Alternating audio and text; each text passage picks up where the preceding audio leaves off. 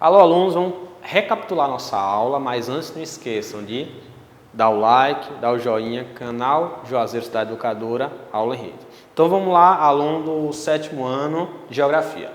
Heterogeneidade dos países em desenvolvimento, tá bom? Já falei isso para vocês, vamos só recapitular essa informação. Lembra que eu falei na aula passada? Na aula da aula passada.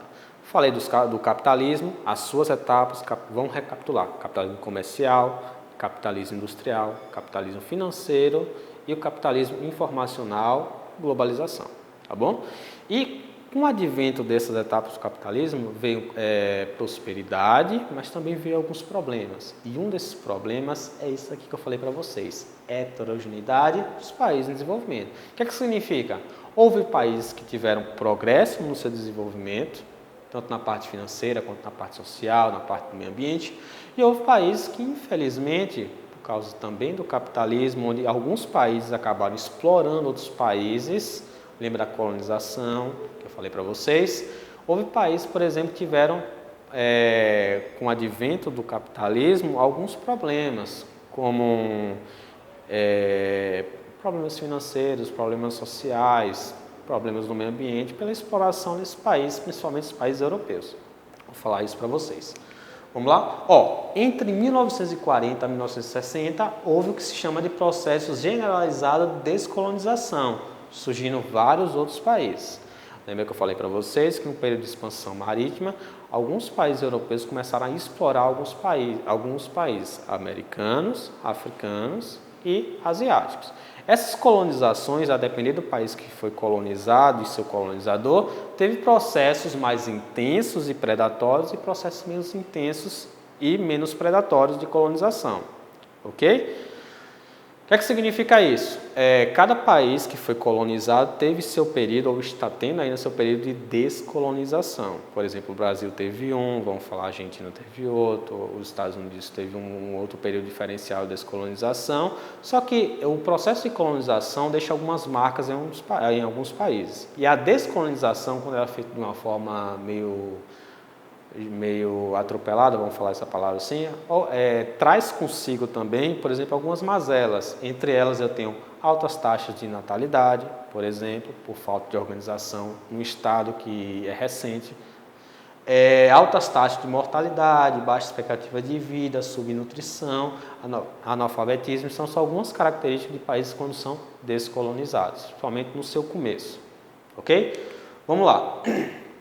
No nosso planeta eu tenho basicamente dois tipos de países, tem até mesmo um terceiro, dependendo de sua situação. Países desenvolvidos, que são chamados países onde tem um IDH muito alto, por exemplo, tem grande fluxo de dinheiro no local, o país é muito mais estruturado, principalmente socialmente, então eu chamo esse de países desenvolvidos. Ao mesmo tempo, eu tenho outros países chamados de países em desenvolvimento ou países emergentes. Nosso país, Brasil, é chamado um país em desenvolvimento, tá bom? É um país que tem potencial para se tornar uma grande potência, mas ainda não chegou a tal. Vamos lá. Aqui eu tenho um mapa mundi, onde eu tenho o quê? Diferentes colorações em diferentes regiões do nosso planeta. Onde eu tenho o quê? Países que têm a coloração mais esverdeada por tom escuro são os países mais desenvolvidos do nosso planeta. E os países mais avermelhados, principalmente com os tons mais intensos de vermelho, são os países menos desenvolvidos. Ok?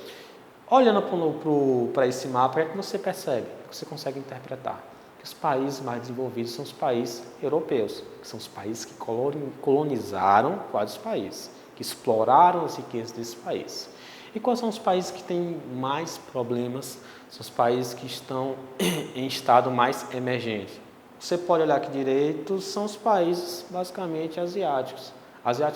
Os países africanos, que tiveram processo de descolonização muito mais tardios, por exemplo, ou foram muito mais explorados, tá bom?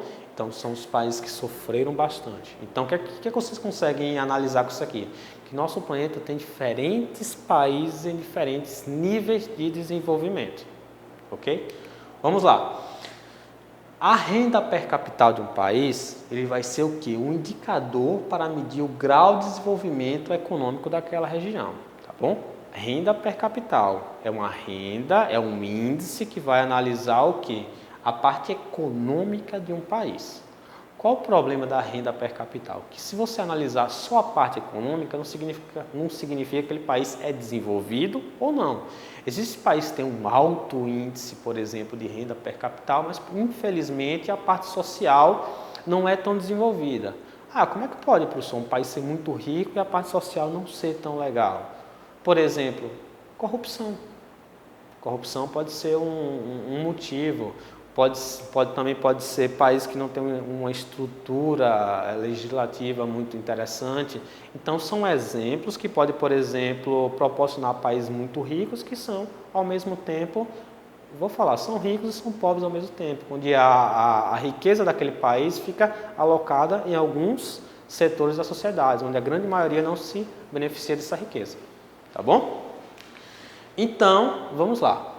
Qual o problema da renda per capital? Analisa só a economia. Só que a economia, se eu analiso apenas ela em um país, não significa que vai explorar e analisar todo aquele local. Então, foi desenvolvido o Índice de Desenvolvimento Humano, onde foi criado por um indiano, onde ele não analisa só a parte econômica de um país.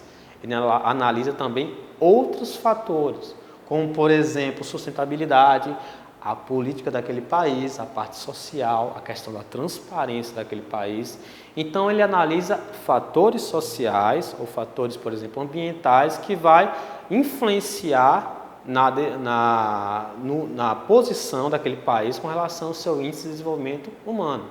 Então, esse índice aqui ele é muito mais interessante para analisar um país do que simplesmente analisar a parte econômica dele. Ok? Eu tenho aqui, por exemplo, o Índice de Desenvolvimento Humano do Brasil. Tá bom? O Brasil, de 0 a 1, ok? Onde 1 significa 100% e 0 significa 0%.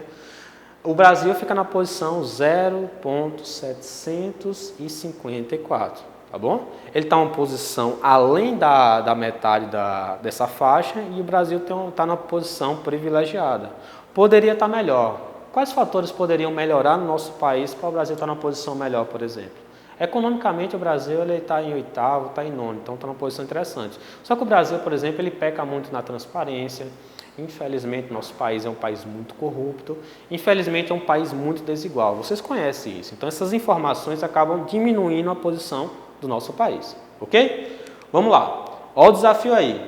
Qual o objetivo do Índice de Desenvolvimento Humano? Falei lá. Citando os critérios para estabelecer esse índice. Vai dizer o que é o Índice de Desenvolvimento Humano e você vai citar os critérios. Tranquilo? Outra pergunta. O Brasil apresenta atualmente o índice 0,759 no Índice de Desenvolvimento Humano. O que isso significa? O que significa o Brasil estar nessa posição? Tá bom? Então vamos lá, confio em vocês. Um abraço.